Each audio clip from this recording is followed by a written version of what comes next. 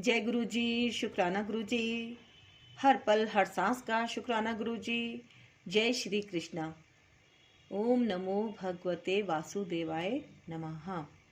ओम नमः शिवाय, शिवजी सदा सहाय। ओम नमः शिवाय, गुरु जी सदा सहाय। तो आप सबका स्वागत करती हूँ मैं गुरु जी ब्लेसिंग कल्याण कित्ता चैनल पर। और इस श्रृंखला में मैं पढ़ रही हूँ भागवत गीता।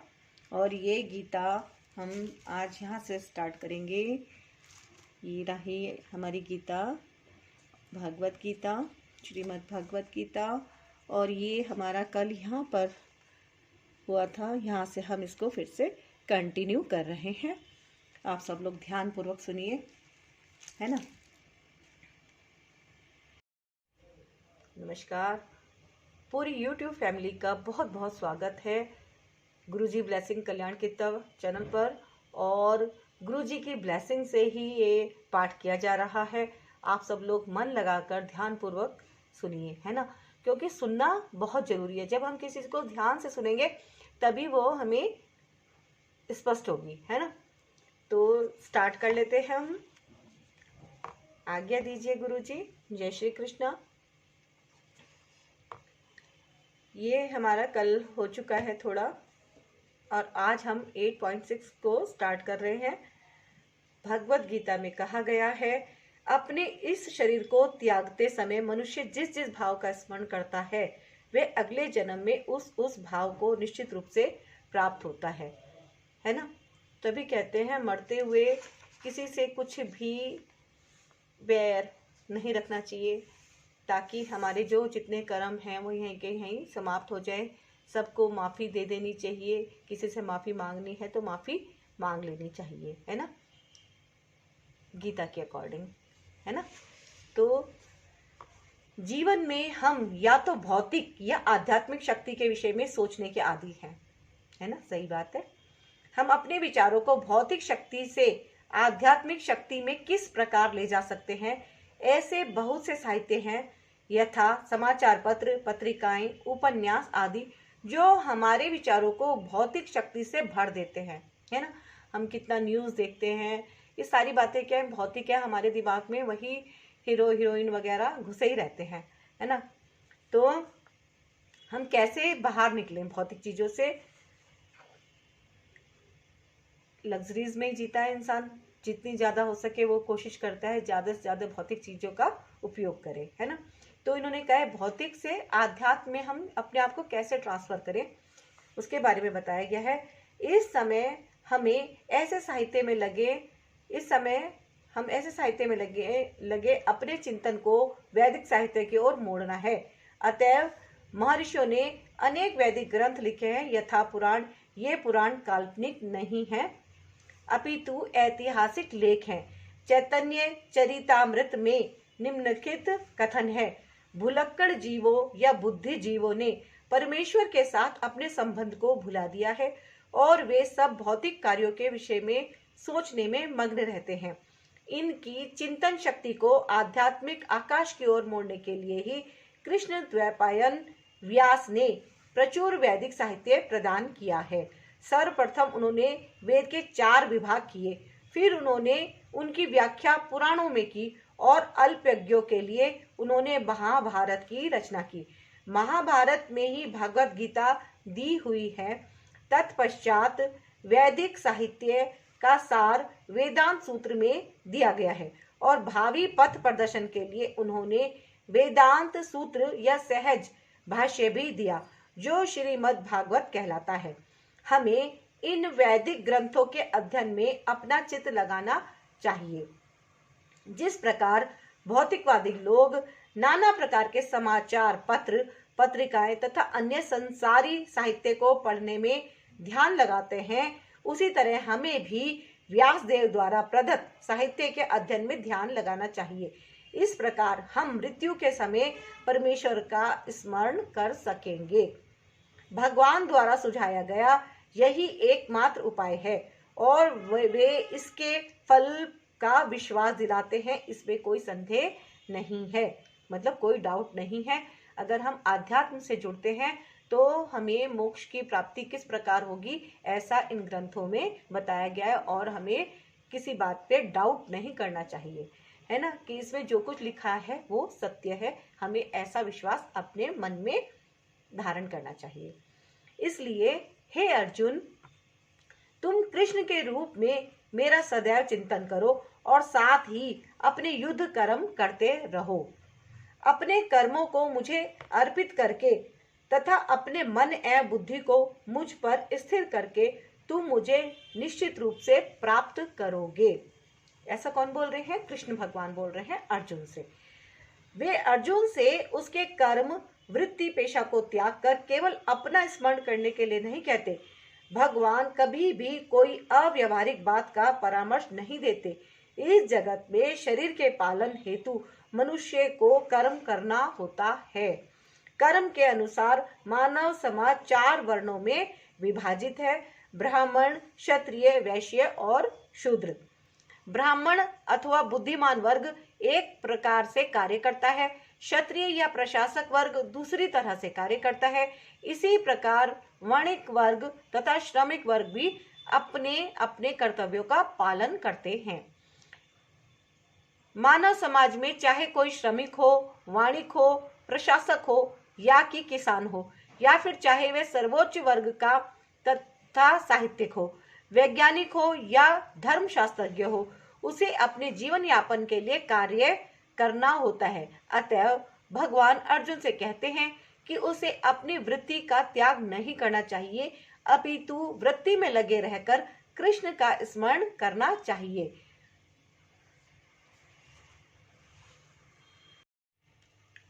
यदि वह जीवन संघर्ष करते हुए कृष्ण का स्मरण करने का अभ्यास नहीं करता तो वह मृत्यु के समय कृष्ण को स्मरण नहीं करेगा। भगवान चैतन्य भी यही परामर्श देते हैं। उनका कथन है, मनुष्य को चाहिए कि भगवान के नामों का सदैव उच्चारण करने का अभ्यास करे। भगवान का नाम तथा भगवान अभिन्न है, इसलिए अर्जुन को भगवान की शिक्षा की मेरा स्मरण करो तथा भगवान चैतन्य का यह आदेश कि भगवान कृष्ण के नामों का निरंतर कीर्तन करो एक ही है। इनमें कोई अंतर नहीं है, क्योंकि कृष्ण तथा कृष्ण के नाम में कोई अंतर नहीं है। चरम दशा में नाम तथा नामी में कोई अंतर नहीं होता। अतएव हमें अपनी दिनचर्या को इस प्रकार ढालना होगा कि हम सदैव भगवान के नामों का जप करते हुए 24 घंटे उनका स्मरण करते रहें। यह किस प्रकार संभव है? आचार्यों ने निम्नलिखित उदाहरण दिया है। यदि कोई विवाहिता स्त्री पर पुरुष में आसक्त होती है या कोई पुरुष अपनी स्त्री को छोड़कर किसी पराई स्त्री में आसक्त होता है तो यह आसक्ति अत्यंत प्रबल होती है। ऐसी आसक्ति वाला हमेशा अपने प्रेमी के विषय में निरंतर सोचता रहता है। जो स्त्री अपने प्रेमी के विषय में सोचती रहती है वह अपने घरेलू कार्य करते समय भी उसी से मिलने के विषय में सोचती रहती है। वास्तव में वह अपने गृह कार्य को इतनी अधिक सावधानी से करती है कि उसका पति उसकी आसक्ति के विषय में भी संदेह ना कर सके। इसी प्रकार हमें परम प्रेमी श्री कृष्ण को सदैव स्मरण करना चाहिए और साथ ही अपने भौतिक या सांसारिक कर्तव्य को सुचारू रूप से करते रहना चाहिए। इसके लिए प्रेम की प्रगाढ़ भावना चाहिए। यदि हमें परमेश्वर के लिए प्रगाढ़ प्रेम हो तो हम अपना कर्म करते हुए उनका स्मरण भी कर सकते हैं, लेकिन हमें उस प्रेम भाव को उत्पन्न करना होगा। उदाहरणार्थ, अर्जुन सदैव कृष्ण का चिंतन करता था। वह कृष्ण का नित्य संगी था और साथ ही योद्धा भी। कृष्ण ने उसे युद्ध करना छोड़कर जंगल जाकर ध्यान करने की कभी सलाह नहीं दी। जब भगवान कृष्ण अर्जुन को योग पद्धति बताते हैं तो अर्जुन कहता है कि इस पद्धति का अभ्यास कर सकना उसके लिए संभव नहीं। अर्जुन ने कहा, हे मधुसूदन, आपने जिस योग पद्धति का संक्षेप में वर्णन किया है वह मेरे लिए अव्यवहारिक तथा असहाय प्रतीत होती है, क्योंकि मन स्थिर तथा चंचल है। लेकिन भगवान कहते हैं, संपूर्ण योगियों में जो श्रद्धावान योगी भक्ति योग के द्वारा मेरी आज्ञा का पालन करता है, अपने अंतर में मेरे बारे में सोचता है और मेरी दिव्य प्रेम भक्तिमय सेवा करता है, वह योग में मुझसे परम घनिष्ठता पूर्वक युक्त होता है और सब में श्रेष्ठ है। यही मेरा मत है। अतएव जो सदैव परमेश्वर का चिंतन करता है वह एक ही समय में सबसे बड़ा योगी, सर्वोच्च ज्ञानी तथा महानतम भक्त है। अर्जुन से भगवान आगे भी कहते हैं कि क्षत्रिय होने के कारण वह युद्ध का त्याग नहीं कर सकता, किंतु यह यदि वह कृष्ण का स्मरण करते हुए युद्ध करता है तो वह मृत्यु के समय कृष्ण का स्मरण कर सकेगा। परंतु इसके लिए मनुष्य को भगवान की दिव्य प्रेम भक्तिमय सेवा में पूर्णतः समर्पित होना चाहिए। तो देखा आपने इसमें क्या बताया गया है।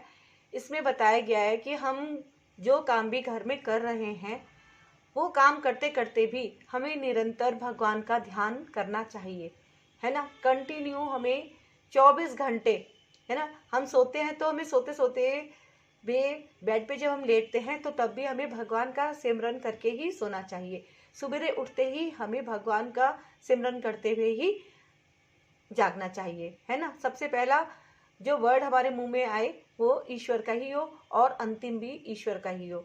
हमें भगवान ने जो जन्म दिया है वो इसीलिए दिया है कि हम प्रभु की भक्ति करें, है ना। वास्तव में हम अपने शरीर से नहीं अपितु अपने मन तथा बुद्धि से कर्म करते हैं। अतएव यदि मन तथा बुद्धि सदैव परमेश्वर के विचार में मग्न रहे तो स्वाभाविक है कि इंद्रियां भी उनकी सेवा में लगी रहेंगी। ये बात बिल्कुल सही है ना। हम अपने शरीर से कहाँ काम लेते हैं। शरीर तो सिर्फ ऑर्डर को फॉलो करता है, यानी कि हमारा दिमाग जो भी कहेगा हमारा हाथ और हमारा पैर वही काम करेंगे, है ना। तो इस तरह से हमारी इंद्रियां हमारे कंट्रोल में रहेंगी अगर हम मन से और दिल से, दिमाग से, सब तरह से भगवान के प्रति ज्यादा भक्ति भावना रखेंगे तो, है ना। इंद्रियों के कार्य कम से कम बाहर से तो वे ही रहते हैं, लेकिन चेतना बदल जाती है। भगवत गीता हमें सिखाती है कि किस प्रकार मन तथा बुद्धि को भगवान के विचार में लीन रखा जाए। ऐसी तल्लीनता से मनुष्य भगवत धाम को जाता है। यदि मन कृष्ण की सेवा में लग जाता है तो सारी इंद्रियां स्वतः उनकी सेवा में लग जाती हैं। यह कला है और यही भगवत गीता का रहस्य भी है। श्री कृष्ण के विचार में पूरी तरह मग्न रहा जाए। आधुनिक मनुष्य ने चंद्रमा तक पहुंचने के लिए कठोर संघर्ष किया है, लेकिन उसने अपने आध्यात्मिक उत्थान के लिए कठिन प्रयास नहीं किया है ना। सही बात है। यदि मनुष्य को 50 वर्ष आगे जाना है तो उसे चाहिए कि उस थोड़े समय को भगवान का स्मरण करने के अभ्यास में लगाए। यह अभ्यास भक्ति योग है।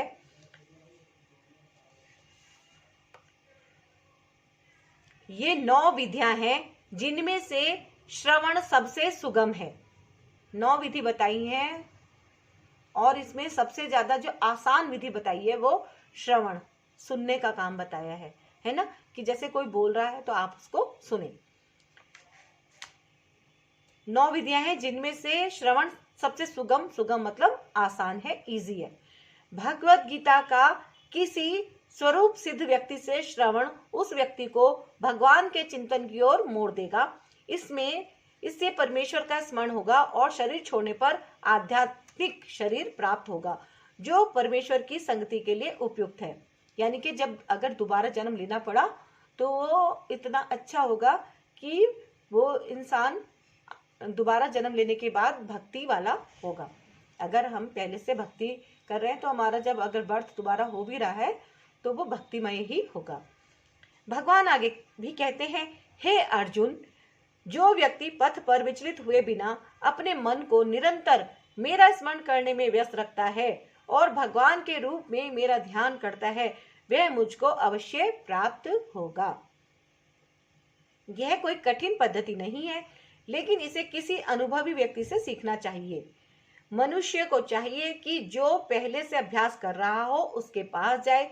मन सदैव इधर उधर भटकता रहता है, किंतु मनुष्य को चाहिए कि मन को भगवान श्री कृष्ण के स्वरूप पर या उनके नामोच्चारण पर केंद्रित करने का अभ्यास करे। मन स्वभावतः चंचल है, इधर उधर जाता रहता है, लेकिन यह कृष्ण की ध्वनि पर स्थिर हो जाता है। इस प्रकार मनुष्य को परम पुरुषम अर्थात दिव्य लोक में भगवान का चिंतन करना चाहिए। और उनको प्राप्त करना चाहिए। चरम अनुभूति या चरम उपलब्धि के साधन भगवत गीता में बताए गए हैं और इस ज्ञान के द्वारा सबके लिए खुले हैं। किसी के लिए रोक टोक नहीं है। सभी श्रेणी के लोग भगवान कृष्ण का चिंतन करके उनके पास पहुंच सकते हैं, क्योंकि उनका श्रवण तथा चिंतन हर एक के लिए संभव है। भगवान आगे भी कहते हैं, इस तरह भगवान कहते हैं कि वैश्य, पतिता स्त्री या श्रमिक अथवा अधम योनि को प्राप्त मनुष्य भी परम को पा सकता है। उसे अत्यधिक विकसित बुद्धि की आवश्यकता नहीं पड़ती। बात यह है कि जो कोई भक्ति योग के सिद्धांत को स्वीकार करता है और परमेश्वर को जीवन के आश्रय तत्व, सर्वोच्च लक्ष्य, चरम लक्ष्य के रूप में स्वीकार करता है, वह आध्यात्मिक आकाश में भगवान तक पहुंच सकता है। इन्होंने बोला है कि कोई भी व्यक्ति, उसका पढ़ा लिखा होना, बहुत ही ज्यादा गुणवान होना, बहुत ही कोई जरूरी नहीं है। भगवान को प्राप्त करने के लिए सरलता से अगर आप भगवान का सिमरन करते हैं तो कोई भी व्यक्ति उन्हें पा सकता है। यदि कोई भगवत गीता में बताए गए सिद्धांतों को ग्रहण करता है तो वह अपना जीवन पूर्ण बना सकता है और जीवन की सारी समस्याओं का स्थायी हल पाता है। यही हमारी भगवत गीता का सार है ना। जीवन में जो बहुत छोटी मोटी समस्याएं, थोड़ी बड़ी समस्याएं, कुछ जटिल समस्याएं, जो कठिन परिस्थितियां होती हैं, अगर हम ईश्वर की भक्ति को बहुत ही हृदय से करते हैं तो अवश्य ही हमें मार्गदर्शन मिलता है और हमें उन स्थिति से बाहर निकलने में भगवान की बहुत सपोर्ट प्राप्त हो जाती है ना। सारांश यह है कि भगवत गीता दिव्य साहित्य है जिसको ध्यान पूर्वक पढ़ना चाहिए।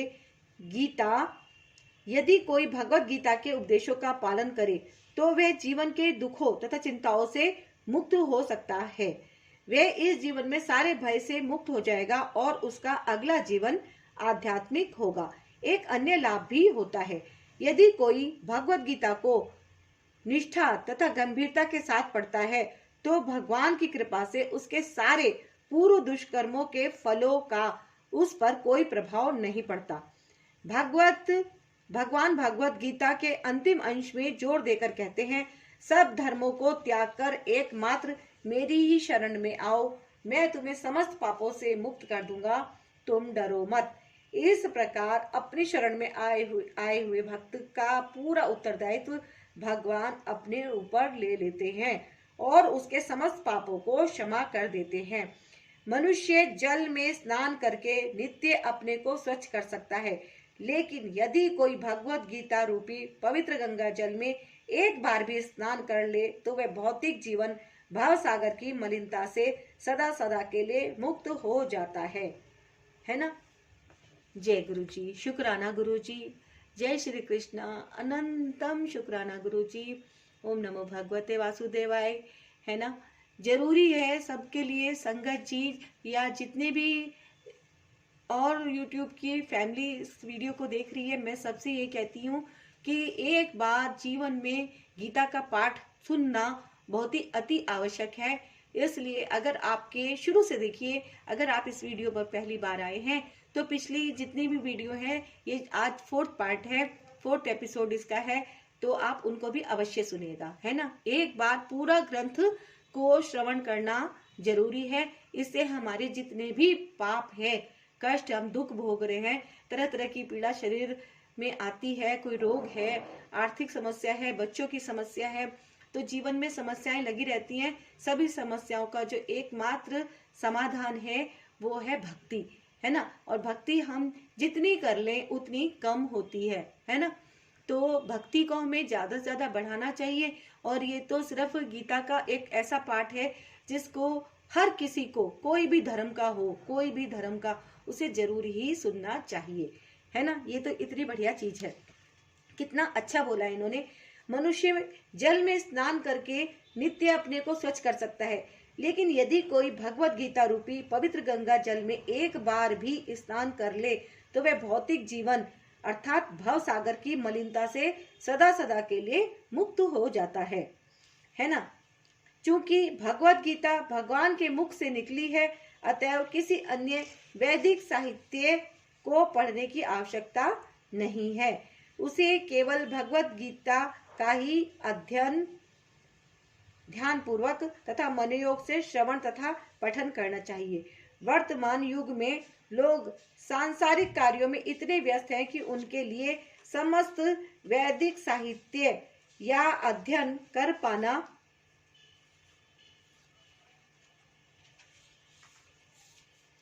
संभव नहीं है, परंतु इसकी आवश्यकता भी नहीं है।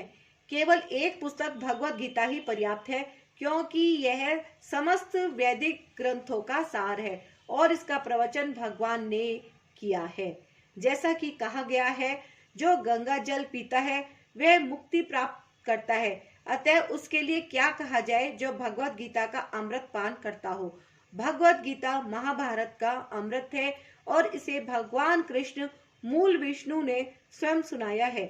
भगवत गीता भगवान के मुख से निकली है और गंगा भगवान के चरण कमलों से निकली है। निसंदेह भगवान के मुख तथा चरणों में कोई अंतर नहीं है, लेकिन निष्पक्ष अध्ययन से हम पाएंगे कि भगवत गीता गंगा जल की अपेक्षा अधिक महत्वपूर्ण है।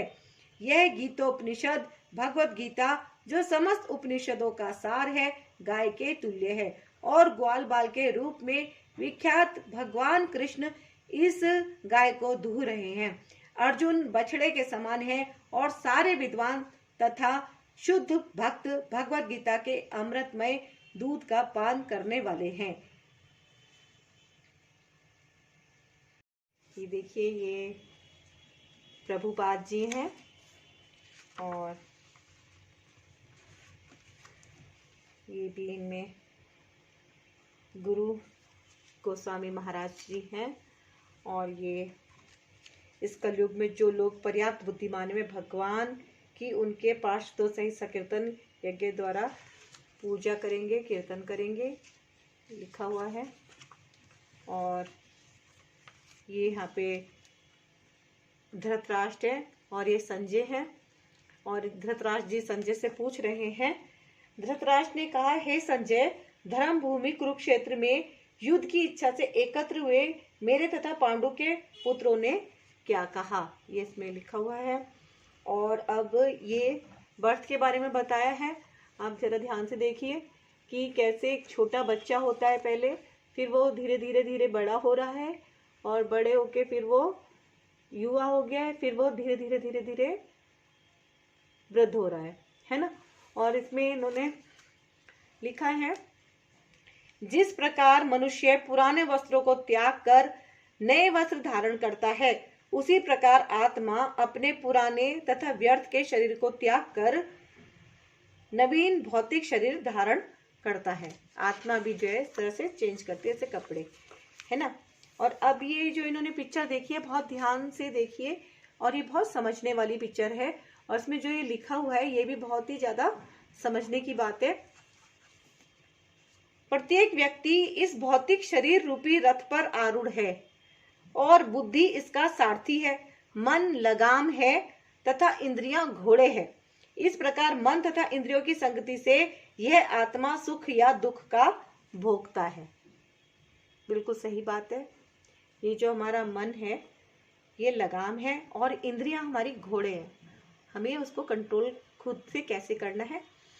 संसार के सारे भौतिक कार्यकलाप प्रकृति के 3 गुणों के अधीन संपन्न होते हैं। यद्यपि प्रकृति के 3 गुण परमेश्वर कृष्ण से अद्भुत हैं, फिर भी भगवान कृष्ण उनके अधीन नहीं होते। ये है ना।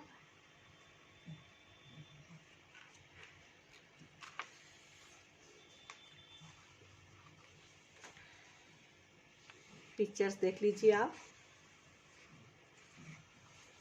इसमें लिखा है, कम बुद्धि वाले व्यक्ति देवताओं से अनुग्रह पाने की आशा करते हैं और ऐसी वस्तुएं प्राप्त करते हैं जो अस्थायी होती हैं और मृत्यु के समय समाप्त हो जाती हैं। वास्तव में सारे लाभ भगवान द्वारा ही प्रदान किए जाते हैं। योग में सिद्ध योगी अपने शरीर को त्यागने के स्थान तथा समय की व्यवस्था कर सकते हैं। अन्य मनुष्यों का इस पर कोई वश नहीं होता, है ना। योग से अगर हम कुछ प्राप्त करते हैं, ध्यान करते हैं, तो वो हमारा पर्सनल होता है, उसे कोई छीन नहीं सकता। और वो हमारे साथ जाता है ना। भौतिक चीजें तो सब यहीं छूट जाएंगी, कपड़ा हो, ज्वेलरी हो, बुक्स हो, फर्नीचर हो, कुछ भी चीज, प्रॉपर्टी हो, कुछ भी हो, सब यहीं छूट जाएगी। लेकिन हमारे साथ जो जाएगा वो क्या होगा? हमारा ध्यान, भक्ति, हमारे मंत्र जाप, हमने जो भी कुछ भगवान को समर्पित किया है वो सब हमारे साथ जाता है ना। और ये देखिए, ये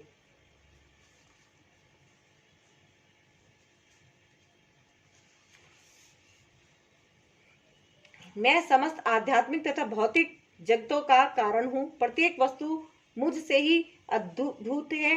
जो बुद्धिमान यह भलीभांति जानते हैं वे मेरी प्रेमा भक्ति में लगते हैं तथा हृदय से पूरी तरह मेरी पूजा में तत्पर होते हैं। विश्व रूप दर्शन कर स्तब्ध हुए अर्जुन ने कहा, हे विश्वेश्वर, हे विश्वरूप, मैं आपके शरीर में अनेकानेक हाथ, पेट, मुख तथा आंखें देख रहा हूँ जो सर्वत्र फैले हुए हैं और जिनका अंत नहीं है। आप में ना अंत दिखता है, ना मध्य और ना आदि।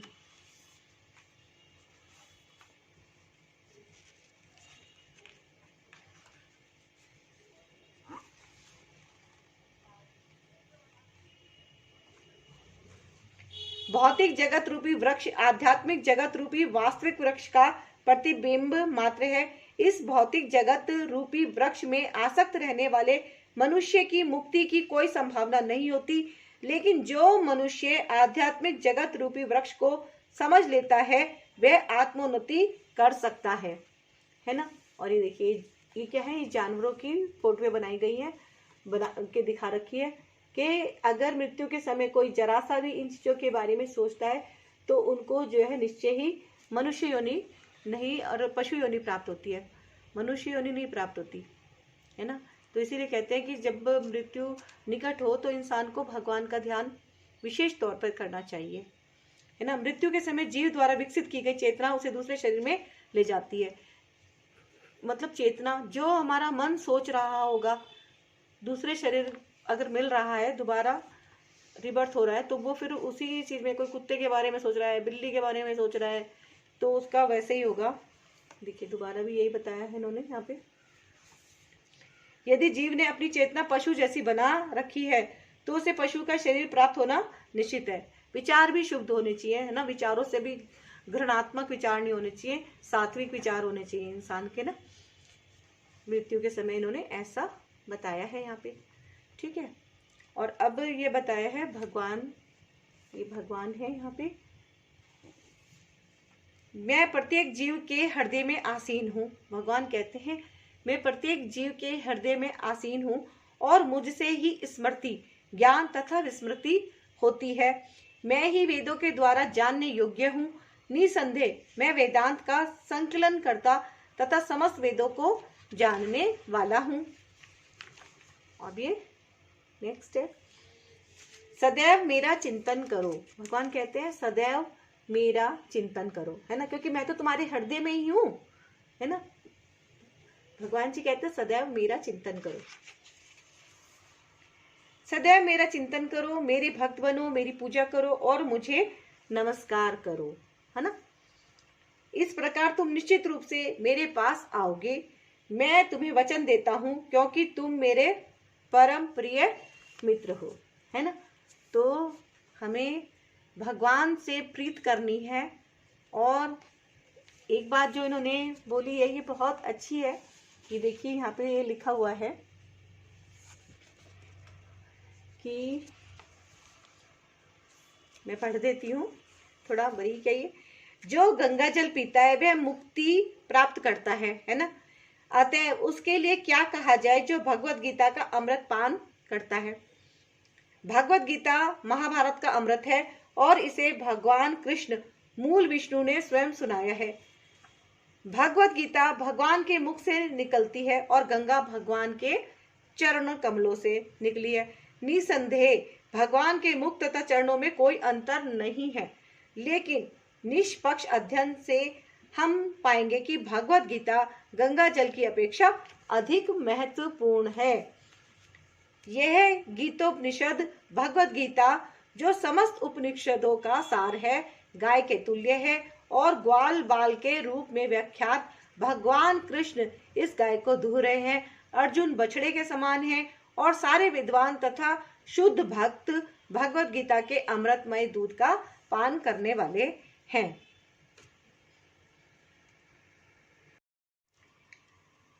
आज के युग में लोग एक शास्त्र, एक ईश्वर, एक धर्म तथा एक वृत्ति के लिए अत्यंत उत्सुक है।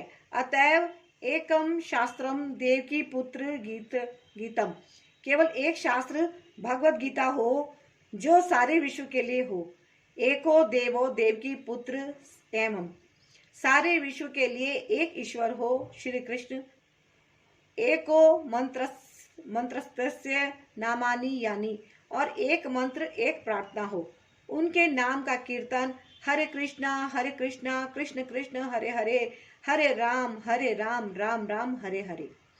केवल एक ही कार्य हो, भगवान की सेवा, है ना। तो बस आज के लिए इतना ही, और मिलती हूँ मैं अब आपसे नेक्स्ट वीडियो में। और नेक्स्ट हम जो पाठ करेंगे वो है यहाँ से, अब हमारा स्टार्ट होएगा कुरुक्षेत्र के युद्ध स्थल में सैन्य निरीक्षण, अध्याय 1। कल से स्टार्ट होगा अध्याय 1। तो अभी आप आगे लीजिए, सब लोग नमस्कार कीजिए कृष्ण भगवान को और गुरु जी को। और अब लेते हैं हम आज्ञा। और ये मंत्र भी बड़ा खूबसूरत है ना। हरे कृष्ण कृष्ण कृष्ण हरे हरे, हरे राम राम राम हरे हरे, है ना। तो इन्हीं शब्दों के साथ हम लेते हैं आज्ञा गुरु जी से भी और कृष्ण भगवान से भी। ओम नमः शिवाय, शिव जी सदा सहाय। ओम नमः शिवाय, गुरु जी सदा सहाय। ओम नमो भगवते वासुदेवाय नमः। और आप सब जो भी संगत परिवार है, जो भी यूट्यूब फैमिली है, आप सबसे मैं निवेदन करती हूँ, आप यदि इस वीडियो को यहाँ पे इस चैनल पर पहली बार आकर देख रहे हैं तो पिछली वीडियो एपिसोड 1, 2, 3 जरूर देखिएगा, है ना। और इस चैनल को सब्सक्राइब भी अवश्य कर लीजिएगा। यदि आपने कर लिया है तो आपका बहुत बहुत धन्यवाद है ना। और वीडियो को लाइक कीजिएगा। कमेंट में जय गुरु जी या जय श्री कृष्णा लिखना बिल्कुल मत भूलिएगा, जरूर लिखिएगा। और मिलती हूँ मैं अब आपसे नेक्स्ट वीडियो में, और लेते हैं गुरु जी से आज्ञा। जय गुरु जी और जय श्री कृष्णा।